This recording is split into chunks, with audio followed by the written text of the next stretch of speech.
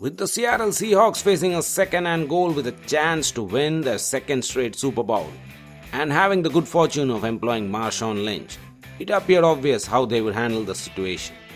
Hand the ball to Lynch and keep doing it until he beasted that one last yard. Instead, Seattle called a pass play and fundamentally changed NFL history in the process. New England Patriots defensive back Malcolm Butler jumped Russell Wilson's attempted slant, picked the ball off and gave New England a 28-24 victory in Super Bowl. The interception capped a drive that at times made Seattle look like the team of destiny. Needing a touchdown after Tom Brady threw what proved to be a game-winning touchdown to Julian Edelman with 2.02 remaining, Wilson started a 79-yard drive with a 31-yard pass to Marshawn Lynch to get immediately into New England territory. 4 plays later, Wilson and Jermaine Kearse connected on a 33-yard pitch and catch that undoubtedly had some in New England having flashbacks to David Tyree. Tipped in the air and up for grabs, the ball landed directly where Kearse was falling, and he was able to tip it again before securing the catch.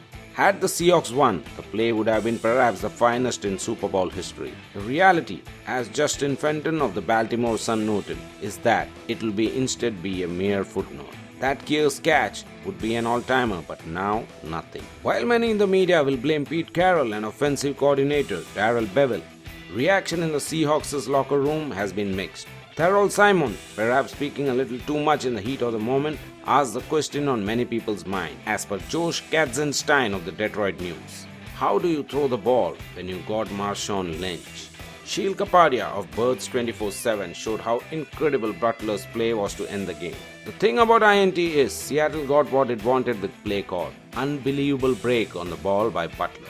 Lynch, who had taken a vow of silence with media all season, opened up slightly to say he understood the call, according to Jim Trotter of ESPN. Marshawn to me on if he's surprised if we didn't get the ball on the one. No, because we play football, it's a team sport. As for the punditry, their thoughts were a little more pointed.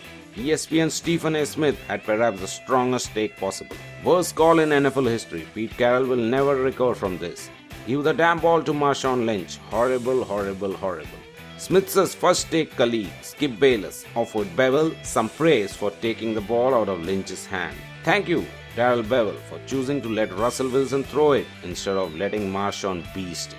Scott Kaczmar of Football Outsiders wasn't angry. He wasn't happy. He was more just confused about the uncharacteristic play call. I watched nearly a 1900 plays from Wilson, and that kind of tight pass in the red zone is flat out not what this offense does. Well, perhaps most important perspective from ESPN's Dan Graziano. We put so much on this one game, but fact, with leaders like Carroll and Wilson, Seahawks aren't going away anytime soon. Graziano's point sticks perhaps the most. Despite the soul-crushing way the Seahawks lost and the imprudence of the play call, they are still one of the youngest, most talented teams in football. Long-term contracts for Wilson and others will limit Seattle's ability to have depth going forward. But its most important players will be retained and are young enough that this should be far from the end. Good luck telling that to Seahawks players and fans now.